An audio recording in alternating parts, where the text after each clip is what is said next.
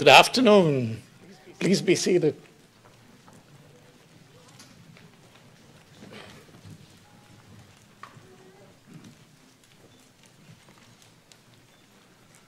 And to our guests, welcome to the University of Texas at Dallas.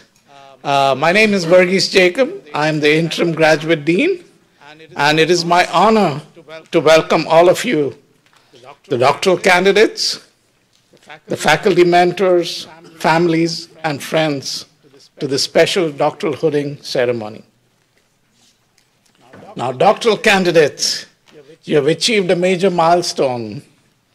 Today, you have switched, if you will, from being students to being our colleagues.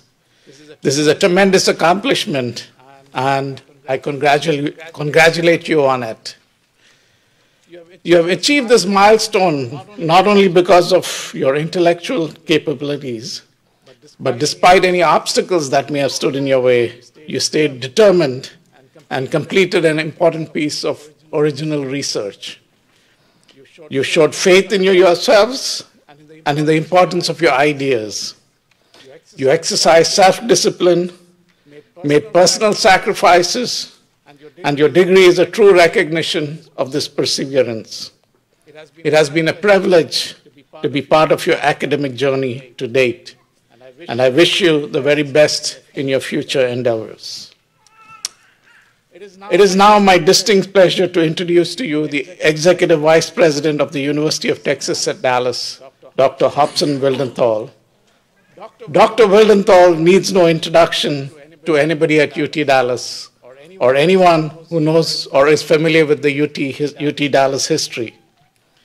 In over 20 years, his academic leadership has been instrumental in UTD's phenomenal growth and its current status as a Tier 1 research institute, research university. Please join me in welcoming our Executive Vice President, Dr. Hobson Wildenthal.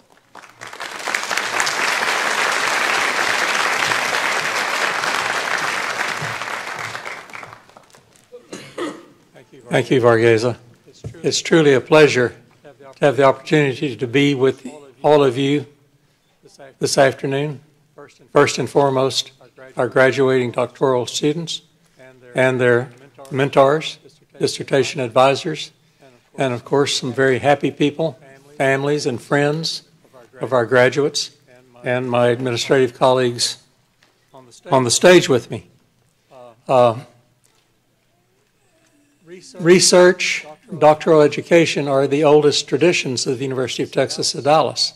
Even before there was a building, we had professors and doctoral students. And while we'll be celebrating our 50th anniversary in a year or two, it'll be ambiguous which year. That history goes back considerably beyond 50 years, back into 1963 and 64. I've had the pleasure recently of reading some memoirs of some of our original faculty leaders back in the 60s. At any rate, you graduates today are the very great descendants of a great tradition of doctoral education at the University of Texas at Dallas before and after it became a university. You invested your confidence in the University of Texas at Dallas when you embarked upon your PhD journey. We invested a little confidence in you, our hope, and we were both, I hope, fulfilled in our hopes and expectations. Henceforth, you're going to be some of our primary ambassadors to the greater world. And in some sense, what we all strive for in academia is reputation, our individual reputations as scholars and teachers, and our collective reputations as institutions. And there are many things that contribute to that reputation, but certainly the performance you as our PhD graduates make in the outer world will be very, very fundamental to the long-term reputation of the University of Texas at Dallas. So we're counting on you to help us still more. And of course, as our reputation grows over the years, you will share a little bit of that reflected glory by virtue of having your diploma on the wall that says University of Texas at Dallas. I hope your friends and family realize that when you embarked on PhD studies and have completed them, that you were not probably aiming to leave a huge bequest to the university later on.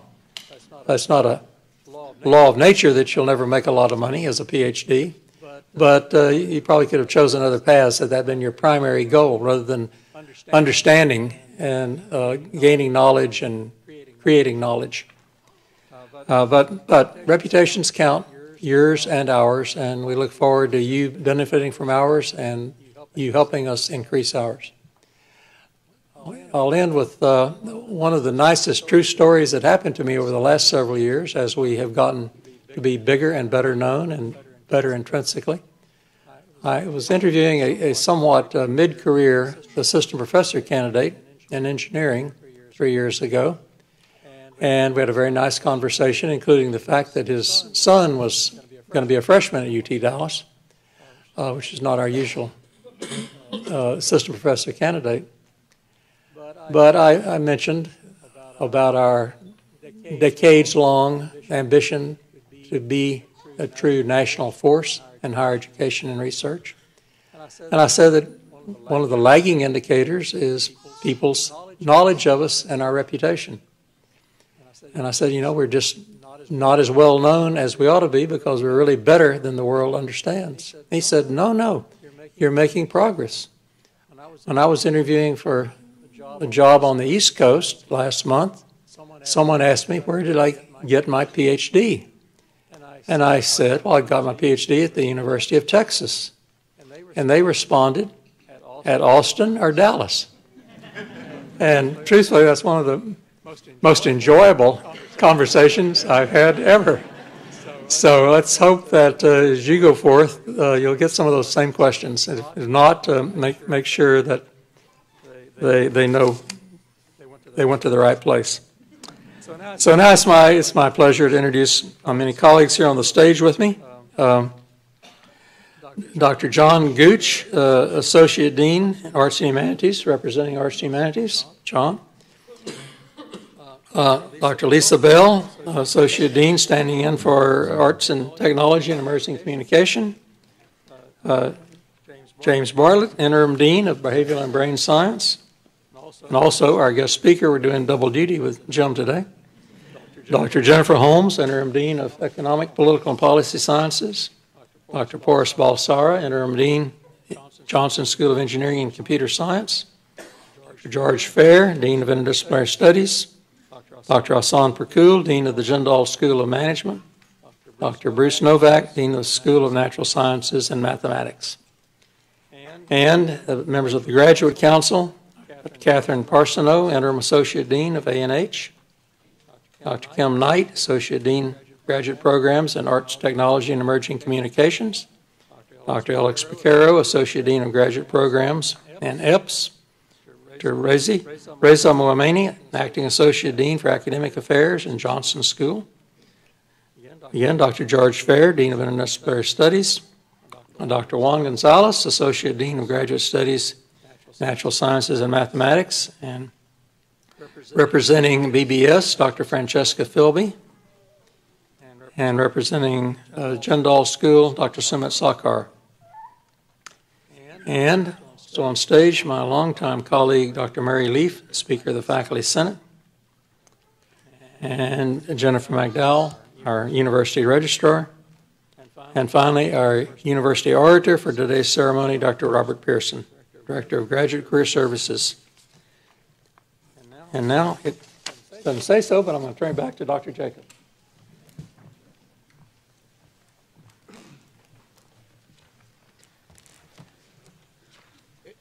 Today it is my pleasure to introduce Dr. Francesca Philby, who will then introduce our speaker.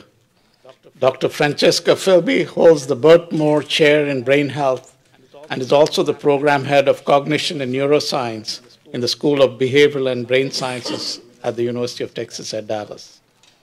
Dr. Philby is one of the leading researchers in the area of cognitive neuroscience of addiction. Please help me in welcoming Dr. Francesca Philby.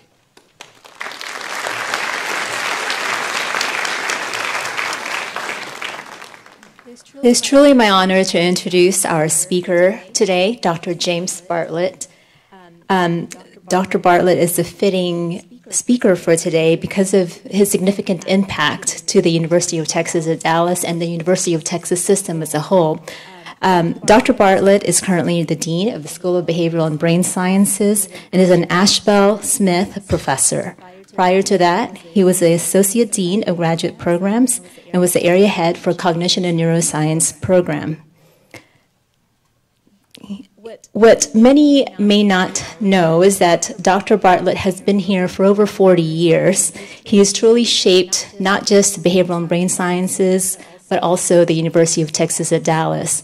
When he arrived in 1975, was the same year that we first accepted undergraduate students, and there were 300 of them.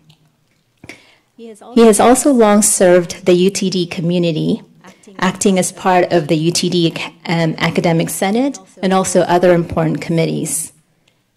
In terms of his service to the University of Texas system, he has both served as a member and as chair of the University of Texas System Faculty Advisory Council.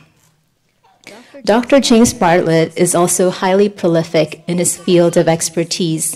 He is a trained cognitive psychologist and is a leading researcher in the area of human perception and memory.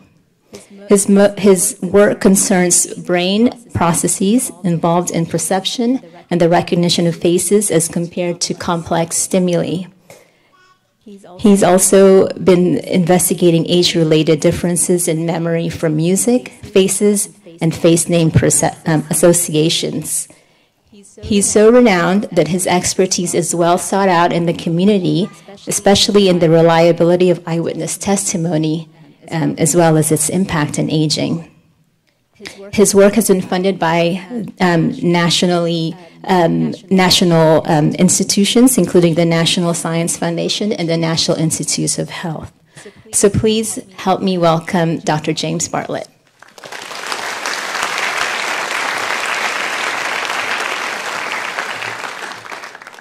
Thank you, Francesca, for, if I may say so, an overly generous introduction, but I appreciate it.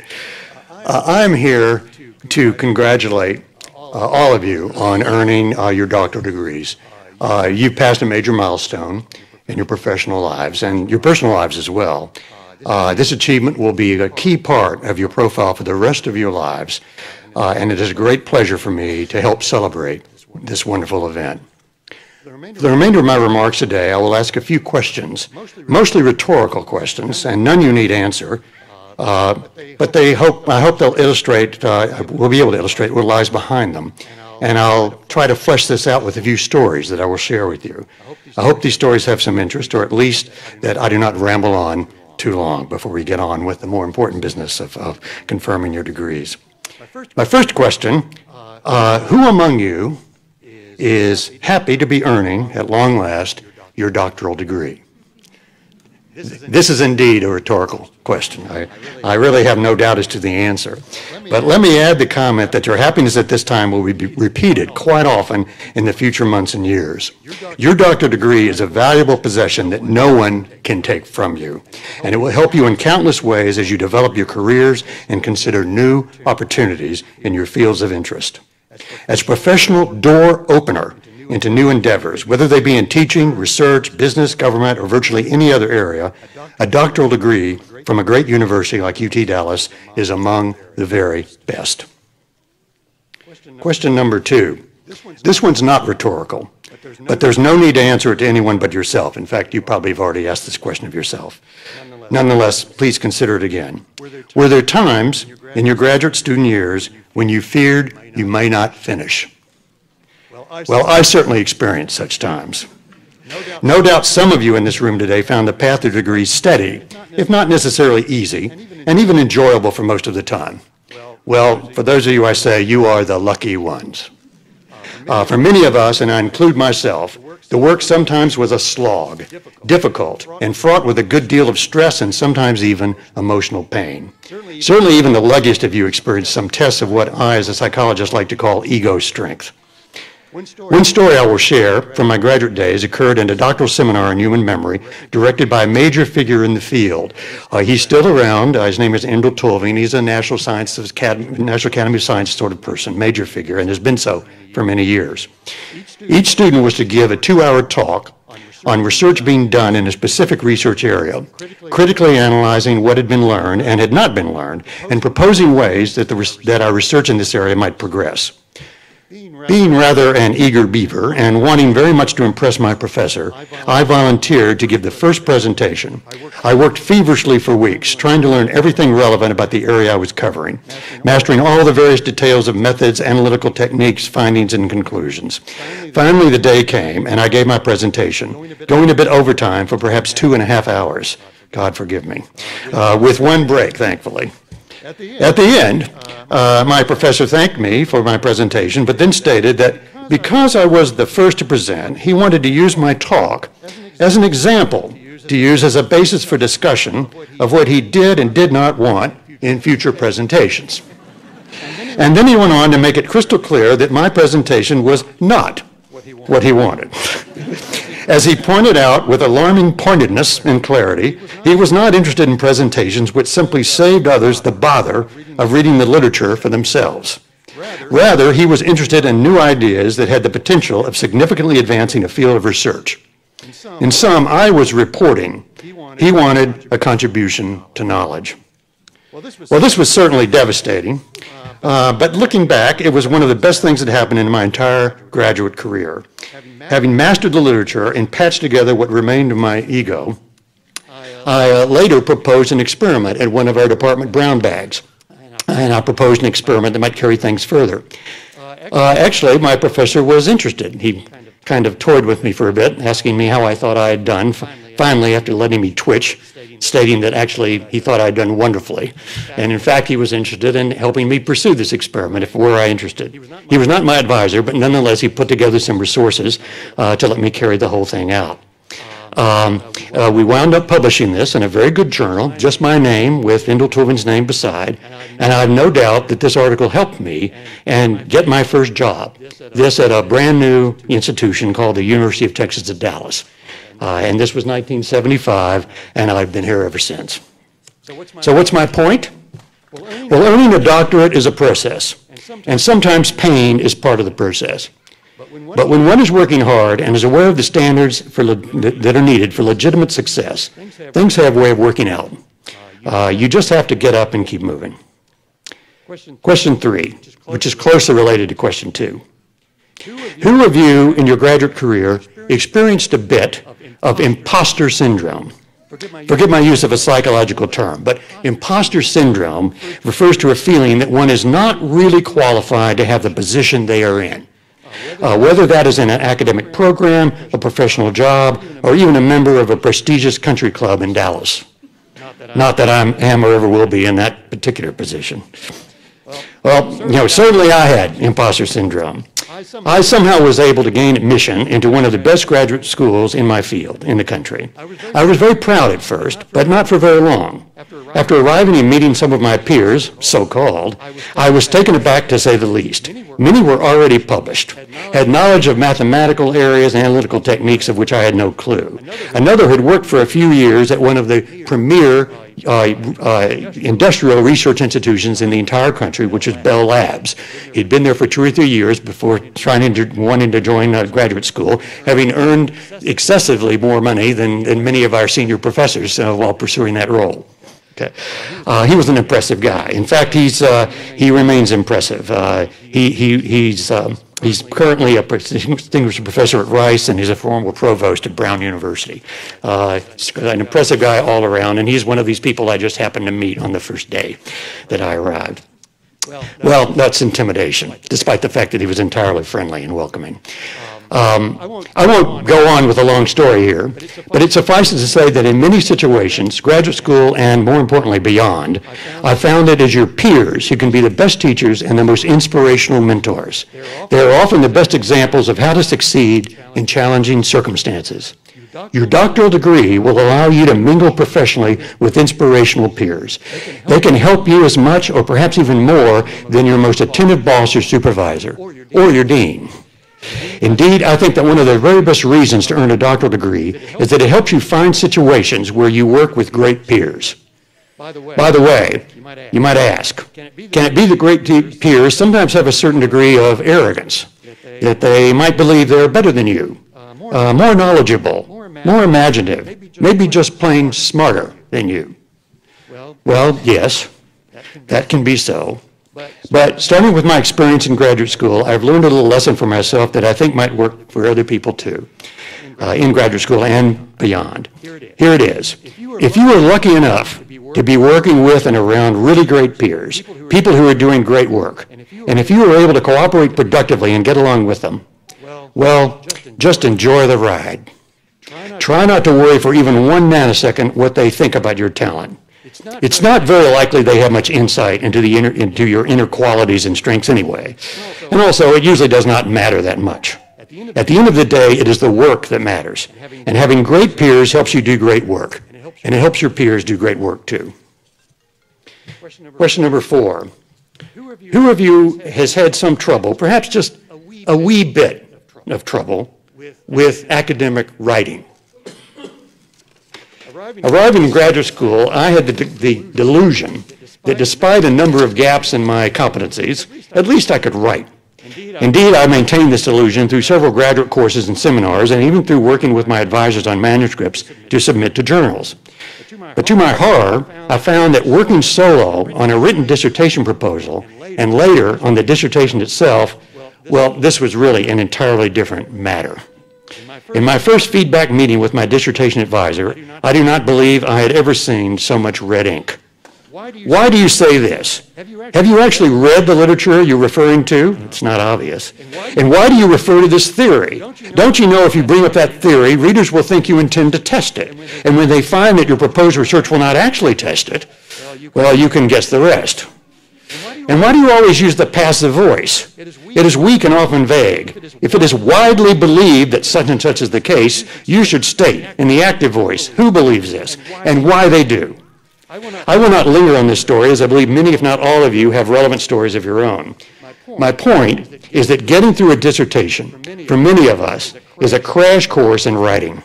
And the payoffs of this crash course are considerable indeed. To be able to write forcefully, clearly, persuasively, is one of the most valuable and highly valued skills an educated person in our society can have. If you have struggles with writing and managed to earn your doctoral degree anyway, you have attained a level of skill that will serve you well. Keep building on it.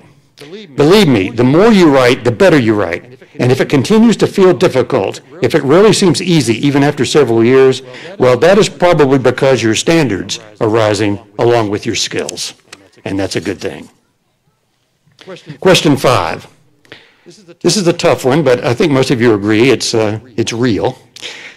Who of you felt that in some point in your dissertation work that your project was trivial, of minimal importance, maybe even boring? Well, I certainly did, several times. If this happened to you, a very likely reason is simply that completing a dissertation takes so very, very long. Just about anything that takes that long can seem boring if you keep working on it for so many hours and with so much effort, for so many days and so many weeks and months for that matter. If you're bored with your dissertation at the moment or would be in the recent past, that could well be simply due to the long, difficult hours you spent getting it done, not the quality of what you produced. But there's another thing. While I seriously doubt that anyone here produced a trivial or unimportant dissertation, it may well be the case that in the course of your career, your dissertation will not stand out as your most important work. Those of you who have careers in research will produce the equivalent of many dissertations, and it's highly likely that the project you just finished will not stand out as the finest of the lot. One reason is simply the laws of probability. If you wind up doing 20, 30, 50 dissertations, how likely it is that the first one was really the best. But another factor is expertise. Psychologists have done a great deal of research on expertise, and one rule of thumb is called the 10-year rule. To acquire one's peak expertise in any given field, be it chess, musical composition, scientific research in a particular area, generally at least 10 years of concentrated effort seems to be required. The great composer Mozart, by the way, is no exception. He says he started very early composing. You can look at his career. There's been various studies done. He did not produce his very best work until many, many years later. Some have called him quite possibly a rather slow bloomer when you compare him to other geniuses. So, most of you have been at your chosen field for less than 10 years, perhaps a lot less for those of us who maybe are slow decision makers with certain problems in making long-term commitments. That includes me, by the way. But anyway, so the point is that as good as you are now, you can count on getting better as long as you keep working at it. Of course, many of you will pursue careers that do not involve hands-on research. Still, I would argue that the same 10-year principle applies. What winds up being your very best work will be based on many years of concentrated effort, at least several more years than a stint in graduate school. But that is good. That is good, because your best, not just the best is yet to come, your best is yet to come. Question 6. How many have discovered in the course of writing your dissertation, or perhaps since it was accepted by your committee some weeks ago, that something you believed and argued for was wrong? Well, when this happens, it certainly is concerning, and it definitely has happened to me. It's as if the ground's shifting under your feet. However, a couple of points. Discovering you were wrong and why you were wrong can be one of the most powerful learning experiences that is possible to have. And I can tell you from experience, it is seldom the calamity it seems to be at first. And I know this because in my career I've been wrong quite a lot. In my case, my first being wrong experience, at least the first big one, did not involve my dissertation. And that might be because my dissertation, though I published it well in a good journal, was never cited all that much. A good way to protect yourself from being discovered to be wrong is simply to be ignored. It works, it's very effective. But rather, what happened was involved one of my first major publications on work that I conducted with my students here at UT Dallas in my first years here. Within a year when my article was published in 1980, I saw it cited in an article by a young rising star in research psychology and a recent graduate student, himself a soon-to-be rising star. In fact, these two rising stars not only cited my work, the first several words of the abstract of their paper were, and I quote, Bartlett, Hurry, and Thorley, 1980. My name is Bartlett. All right, so it was about me, right, and my colleagues. Well, of course, I was delighted at first, but as I began to read the article, I realized quite quickly that the whole point of their paper was that we were wrong. And they reported 2 experiments that they argued, with disconcerting persuasiveness, showed that we were wrong. This, of course, was not a fun time for me. The authors were young but already prominent, and they made a good case. I might note that both of these professors have had long, distinguished careers in research psychology, and that one of them, her name is Vicky Bruce, is a distinguished professor at Newcastle University in Britain, having recently stepped down from the position of head of the College of Humanities and Social Science at the University of Edinburgh. In fact, she is a widely known academic star in Britain, having recently been appointed a Dame Commander of the British Empire. I love that title. At the Queen's birthday celebration a few years ago. So it was quite a major figure. So what happened? Was my career destroyed? On the contrary, it wound up being considerably enhanced. All right. In the first place, we weren't entirely wrong. I beg so. Rather, we had stated our conclusions too broadly, somewhat too broadly as it turned out, and they needed to be revised. In the second place, one generally doesn't get criticized in this way unless the work is considered important. The work was important, if I do say so myself, and it continues to be cited in the research literature some 38 years after it originally appeared. Why? Because we were one of the first to ask a new research question with important implications, both theoretical and applied. Did we get things exactly right? Of course not. But we helped to open a new avenue of research still going on today. Okay. So let me conclude. Let me see, I think sorry, you have one more page to get through. As do I. The point, do not be too afraid of being wrong now and again. You learn a lot when you learn a lot in your recovery from your wrong ideas, and in addition, being wrong is often the price one pays for doing something new. Question 8, and this is my last.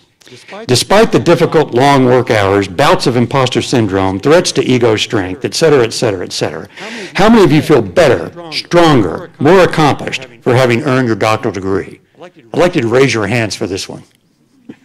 I hope a lot of you do. Okay. Well, I certainly did, and I hope you do as well, because you certainly deserve to feel just that way. For most of us, it is not very often in life that one is tested, judged, compared to others with respect to your performance on a long-term project that to a large extent you completed on your own. You were tested in this way, and you passed all these tests, and this is why we're here to congratulate you. There's another psychological concept I can't resist inserting here at the end. It's called self-efficacy. Self-efficacy is the belief that if you work hard in pursuing a goal, giving it your best and not giving up, getting knocked down a bit but then getting up again, you will ultimately achieve something worthwhile. This is not the same thing as having a large inflated ego. It has little to do with your self-perceptions of intelligence, creativity, charm, or whatever. Rather, it's the knowledge that a challenge can be met and overcome if only one does the work. Self-efficacy is very important in life, and it gives us the will to proceed when things get tough. And I believe you all have it, as having successfully completed your doctoral work. There is strong evidence that you do. So now I can conclude. You ought to be congratulated. This is partly for the products, your dissertations that you have produced. Perhaps more important, you ought to be congratulated also for what producing these products says about you. Your skills, your growing expertise, your ego strength, your work ethic and stamina, your commitment and stick-to-itiveness, and your self-efficacy. Let the light shine on you. Enjoy this special day.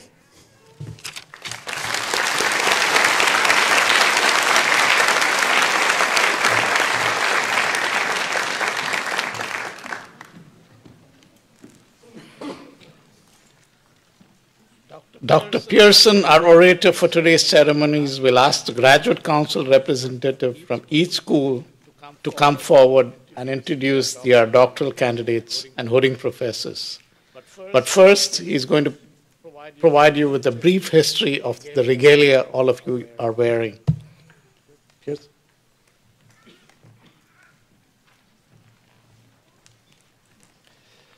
Before we begin the hooding ceremony itself, I'd like to tell you something about the regalia you're going to wear for the rest of your academic career.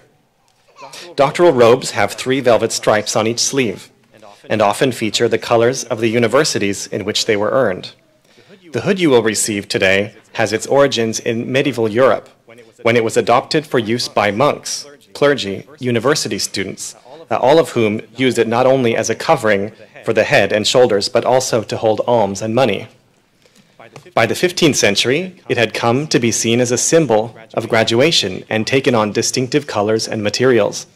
The modern doctoral hood is about 4 feet long with a 5-inch velvet edging, which at this university is dark blue to signify the Doctor of Philosophy degree, or golden yellow for the Doctor of Science. The hood you will shortly be wearing is lined with university colors of orange, green, and white. These were chosen by the university's first president and his assistant in 1971.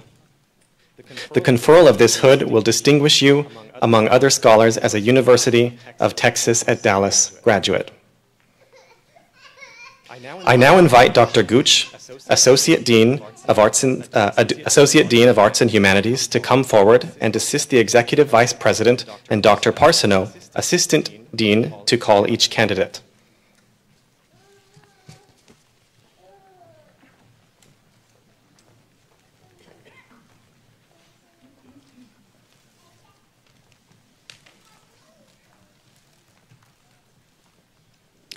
Will Miguel Marrero, certified candidate for the degree of Doctor of Philosophy in Humanities, please come forward?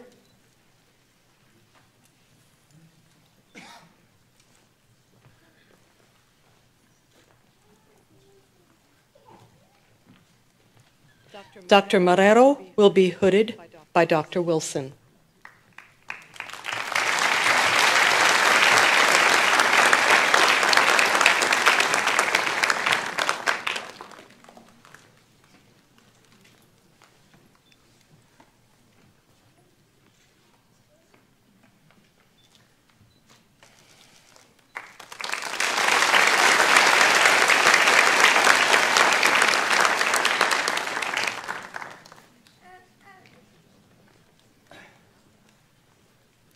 Will Jennifer Dawson Kramer, certified candidate for the degree of Doctor of Philosophy in Humanities, Studies in Literature, please come forward?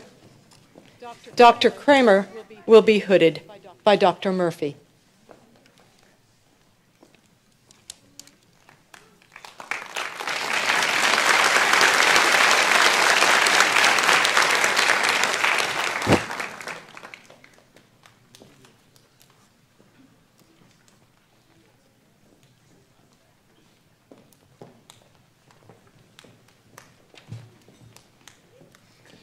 I now invite Dr. Bell, Associate Dean of Arts, Technology, and Emerging Communication, to come forward and assist the Executive Vice President, and Dr. Knight, Associate Dean, to call each candidate.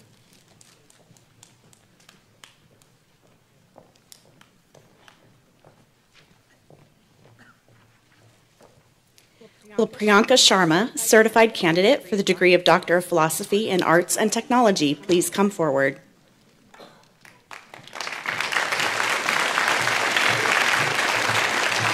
Dr. Sharma will be hooded by Dr. Sheesh.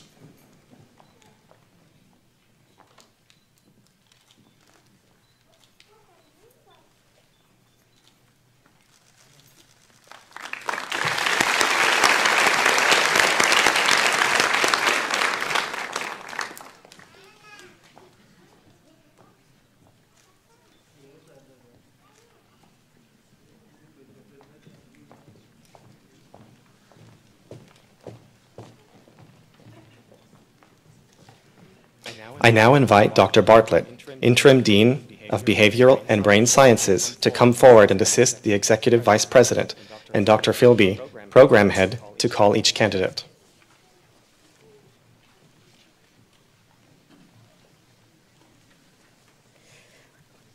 Will Christopher Andrew DeSalis, certified candidate for the degree of Doctor of Philosophy in Cognition and Neuroscience, please come forward?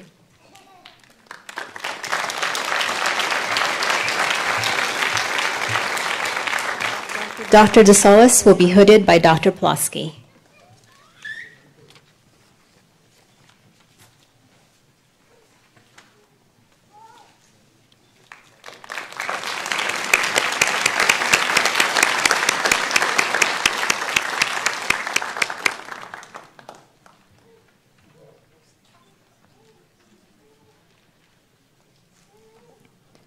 Will Julie Marie Fratantoni, certified candidate for the degree of Doctor of Philosophy in Communication Sciences and Disorders, please come forward?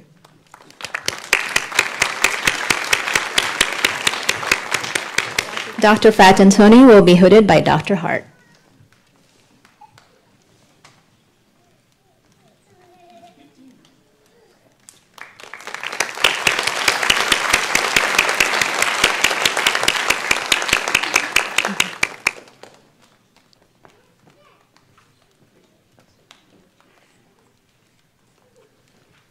Will Hannah Dean Pochot Neal, certified candidate for the degree of Doctor of Philosophy in Communication Sciences and Disorders, please come forward?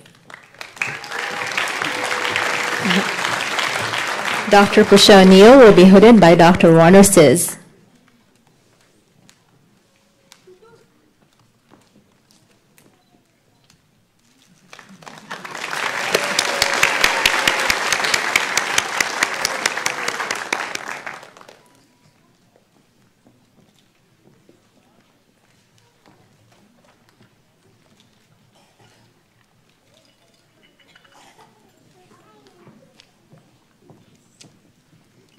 I now invite Dr. Holmes, Interim Dean of the School of Economic, Political, and Policy Sciences, to come forward and assist the Executive Vice President, and Dr. Picaro, Associate Dean, to call each candidate.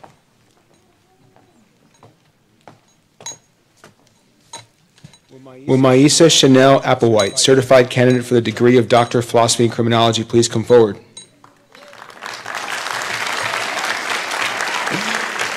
Dr. Applewhite will be hooded by Dr. Boots.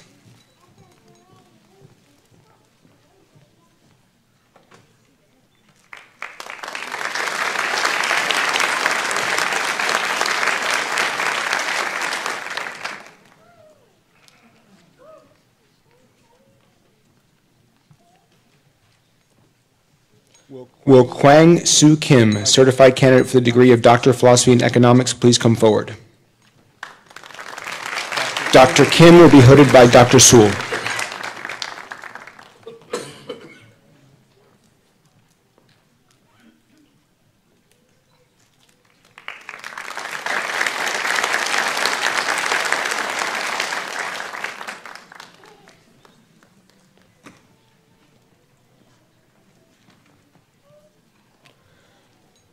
Will Stephen Manley, certified candidate for the degree of Doctor of Philosophy in Political Science, please come forward?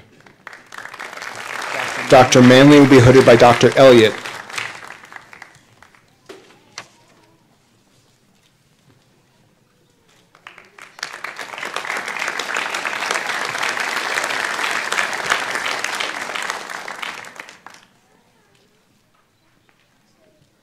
Will Sujin Min, certified candidate for the degree of Doctor of Philosophy in Public Policy and Political Economy, please come forward?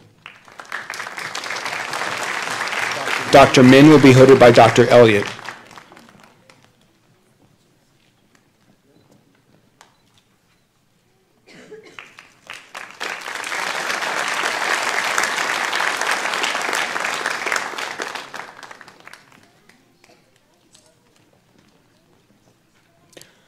Will Ji Won Soo, certified candidate for the degree of Doctor of Philosophy in Public Affairs, please come forward? Dr. Shu will be hooded by Dr. Battaglio.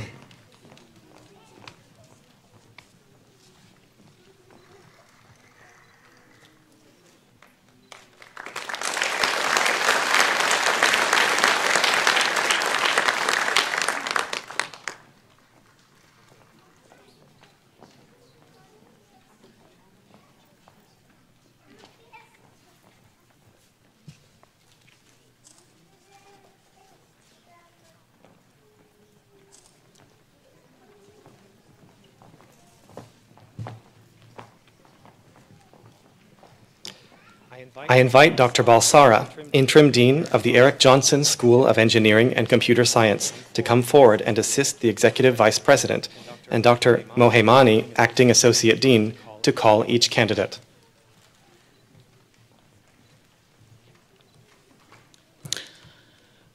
Will Satyana Rayanan Sridhar, certified candidate for the degree of Doctor of Philosophy in Biomedical Engineering, please come forward?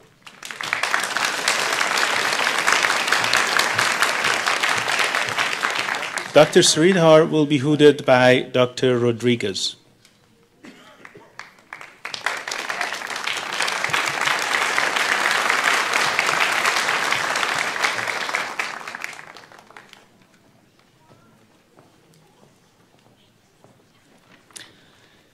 Will Swarup Rama Chandra, certified candidate for the degree of Doctor of Philosophy in Computer Science, please come forward?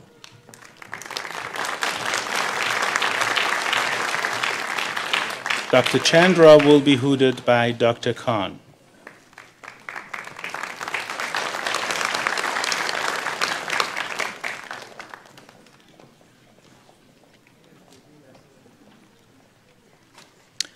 Will Jyotirmoy Banik, certified candidate for the degree of Doctor of Philosophy in Electrical Engineering, please come forward?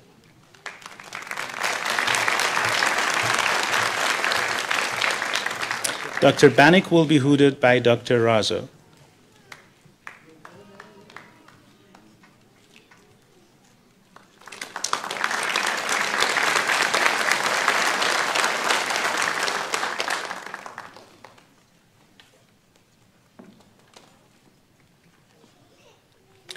Will Mohsen Zafarani, certified candidate for the degree of Doctor of Philosophy in Electrical Engineering, please come forward? Dr. Zafarani will be hooded by Dr. Bilal Akin.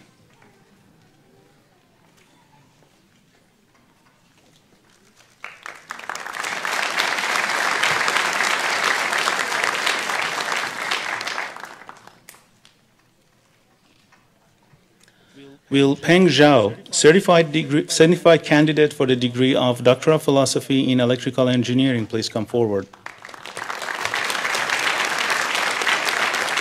Dr. Zhao will be hooded by Dr. Young.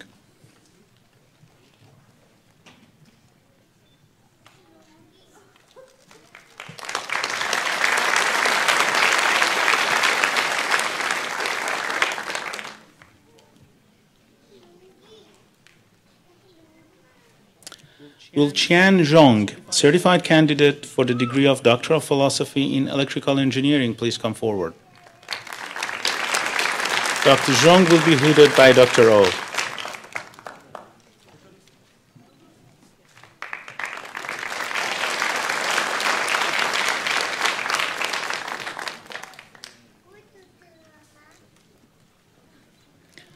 Will Aaron Dangerfield, certified candidate for the degree of Doctor of Philosophy in Material Science and Engineering, please come forward? Dr. Dangerfield will be hooded by Dr. Shabal.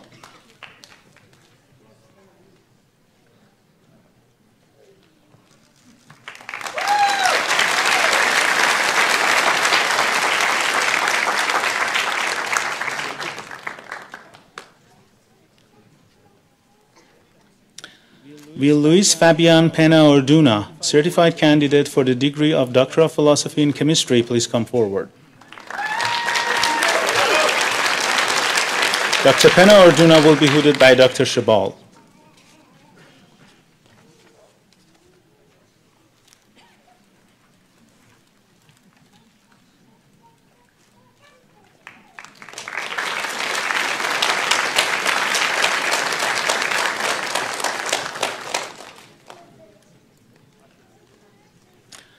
Will Muhammad Rizal Karim, certified candidate for the degree of Doctor of Philosophy in Mechanical Engineering, please come forward? Dr. Karim will be hooded by Dr. Chiang.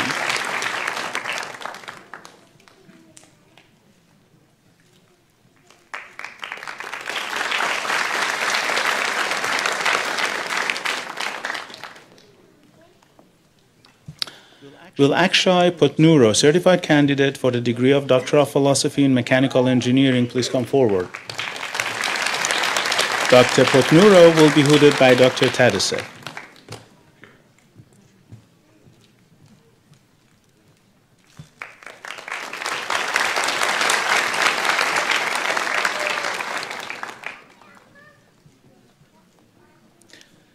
Will Zhaowei Zhu, certified candidate for the degree of Doctor of Philosophy in Mechanical Engineering, please come forward.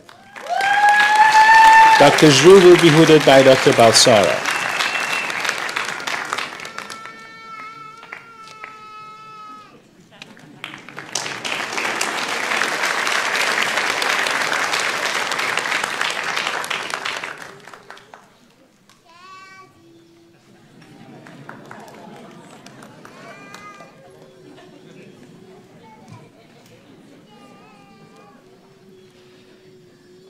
I now invite Dr. Prakul, Dean of the Naveen Jindal School of Management, to come forward and assist the Executive Vice President, and Dr. Sarkar, Director of PhD Programs in the School of Management, to call each candidate.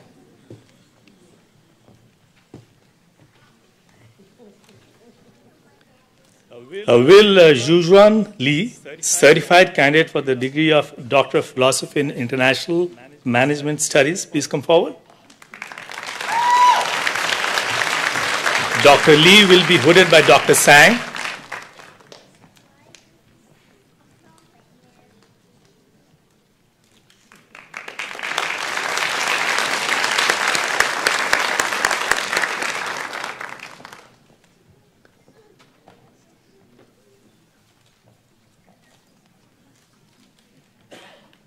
Will Hu Nguyen, certified candidate for the degree of Doctor of Philosophy in International Management Studies, please come forward. Dr. Nguyen will be hooded by Dr. Lin.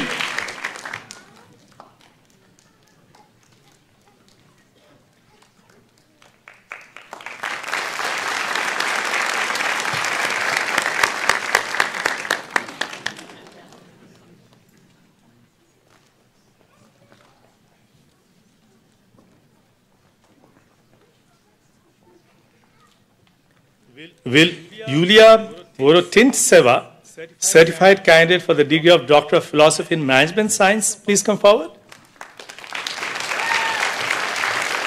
Dr. Vorotintseva will be hooded by Dr. Han Han.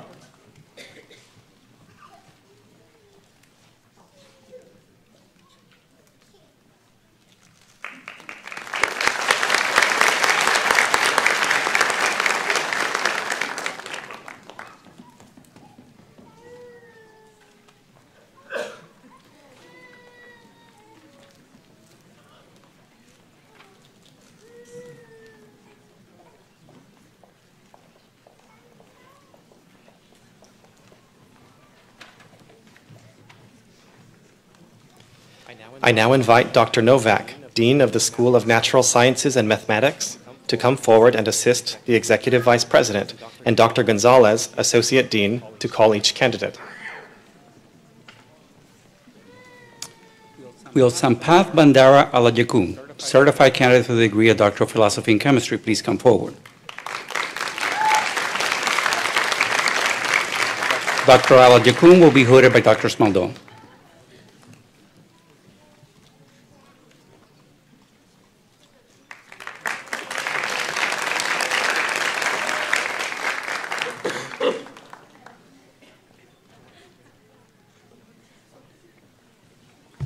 Will Catherine Benavides, certified candidate for the degree of Doctor of Philosophy in Chemistry, please come forward. Dr. Benavides will be hooded by Dr. Chan.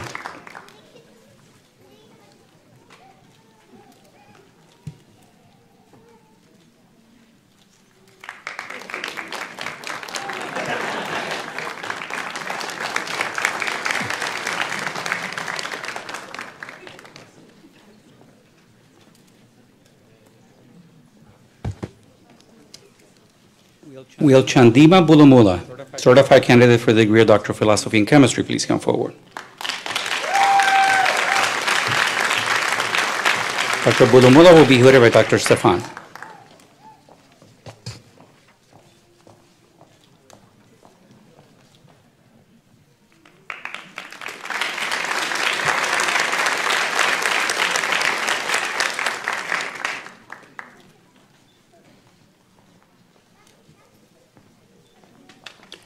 Will Ruvanti Kularatni, certified candidate for the degree of Doctor of Philosophy in Chemistry, please come forward? Dr. Kularatni will be hooded by Dr. Sapan.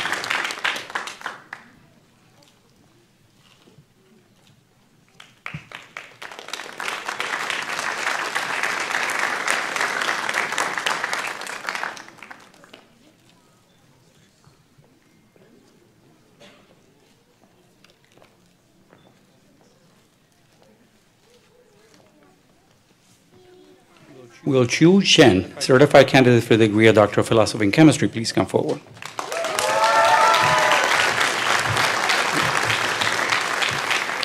Dr. Chen will be hooded by Dr. Gasson-Smith.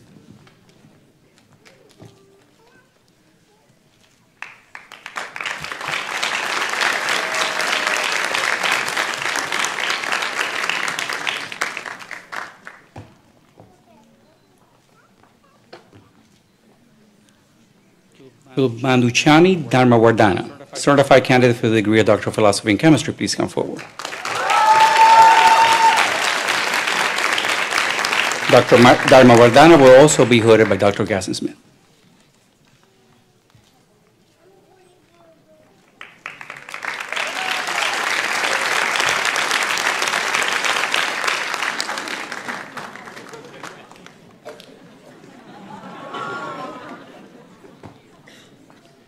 Will Xiaobo Li, certified candidate for the degree of Doctor of Philosophy in Chemistry, please come forward? Dr. Li will be hooded by Dr. Gasson-Smith.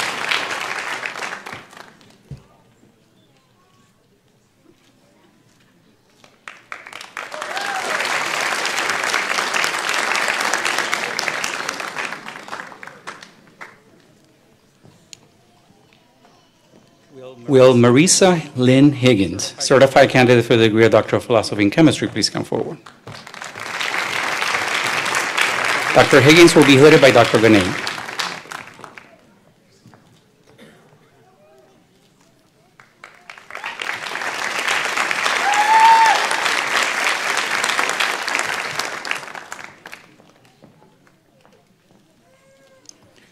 Will Rangana Aloka Jayawikmarami, certified candidate for the degree of Doctor of Philosophy in Chemistry, please come forward? Dr. Jayawikmarami will be hooded by Dr. Ferraris.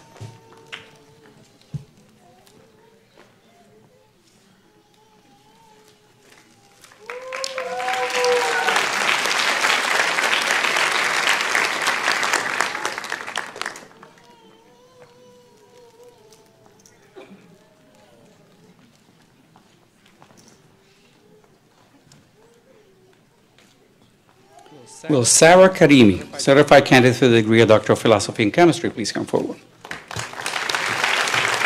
Dr. Karimi will be hooded by Dr. Pantano.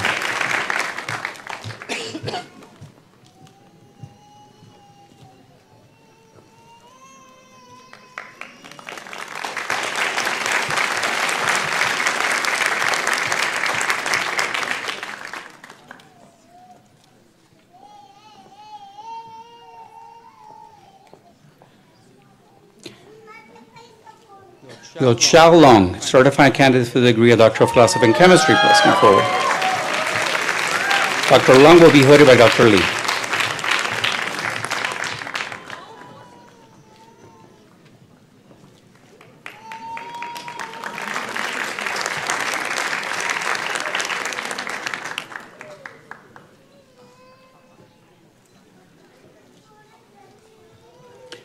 Will Ying Zhu, certified candidate for the degree of Doctor of Philosophy in Chemistry, please come forward? Dr. Zhu will be hooded by Dr. Zheng.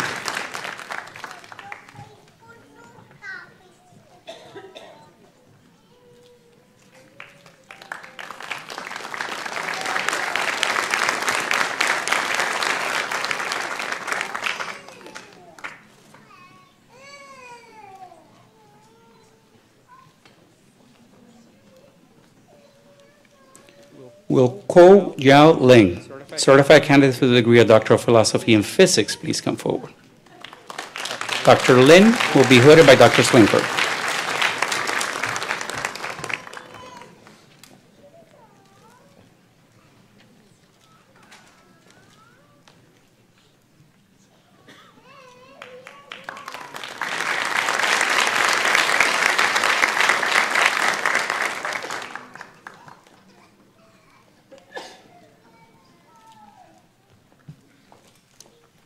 Will Wei Kan Ling, certified candidate for the degree of Doctor of Philosophy in Physics, please come forward?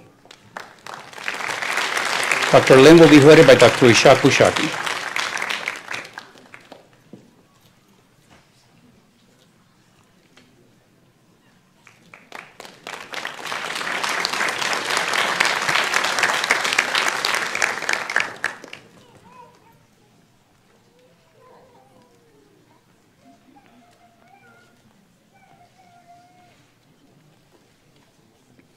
Will Armando Andres Maldonado, certified candidate for the degree of Doctor of Philosophy in Physics, please come forward?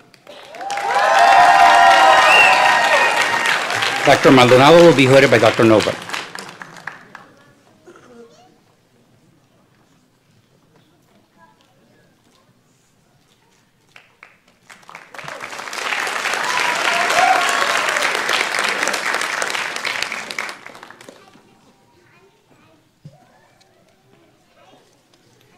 Will Alahi Motoyarifar, certified candidate for the degree of Doctor of Philosophy in Physics, please come forward? Dr. Motoyarifar will be hooded by Dr. Lee.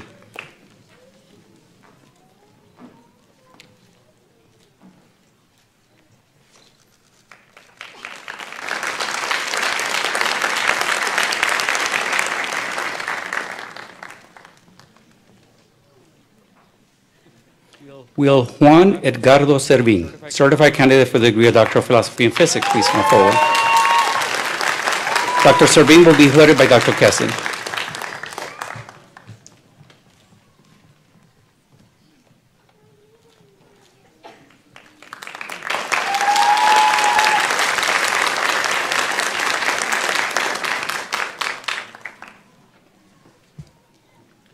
Will Francis Bilson Darku, certified candidate for the degree of Doctor of Philosophy in Statistics, please come forward? Dr. Bilson Darku will be hooded by Dr. Kananiski.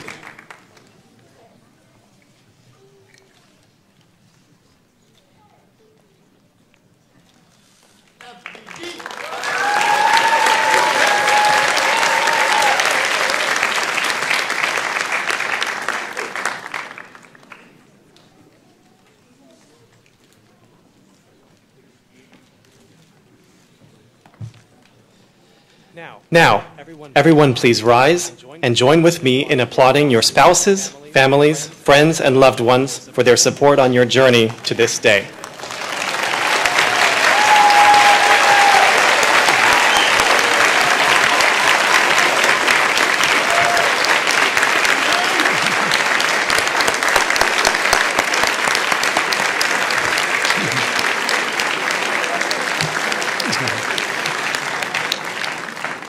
All right.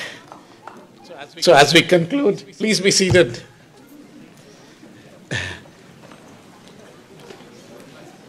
As we conclude this joyous occasion, let me again congratulate our newest doctoral recipients on their highly significant achievement.